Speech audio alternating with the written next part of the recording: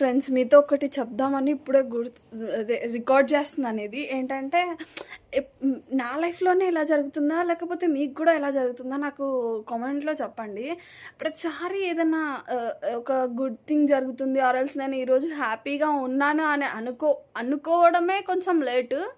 ఇక మంచిగా ఉన్నానంటే చాలు. ఇక ఎప్పుడెప్పుడు శనిదేవుడు అరే నువ్వు ఇట్లా హ్యాపీగా ఉంటావురా భయ్, నువ్వు ఇట్లా హ్యాపీగా ఉండకూడదు నువ్వు అని చెప్పేసి నా లైఫ్లోకి ఇట్లా ఏదో ఒకటి తెస్తాడు. అరే అక్క నీకు ఏమైంది ఇప్పుడు వచ్చి నువ్వు ఈ టైంలో ఇలా చెప్తున్నావు అని అంటారేమో. ఏంటంటే ఈరోజు మంచిగా రెడీ చేసి గోల్కొండ పోయేసి వచ్చాను అనమాట. కొంచెం హ్యాపీగా ఉన్నా ఫ్రెండ్స్తో వెళ్ళి.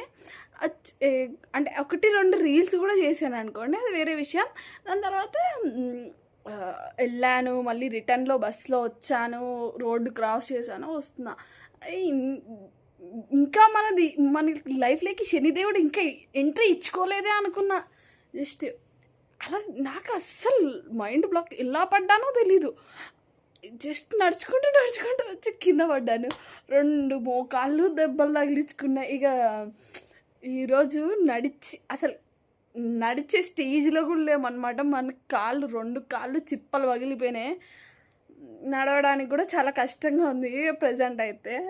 రేపొద్దున ఆఫీస్ ఏమో మరి నాకు అర్థమైతే లేదు.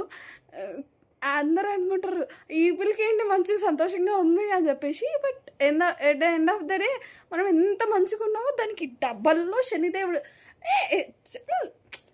ఇట్లా హ్యాపీగా ఉంటావమ్మా, నువ్వు అస్సలు హ్యాపీగా ఉండకూడదు అని చెప్పేసి మన లైఫ్లోకి ఇట్లా ఎంట్రీ ఇస్తాడనమాట. ఇట్లా ఇంత హ్యాపీనెస్ వచ్చిందంటే ఇంత శని వచ్చేసేది అనమాట.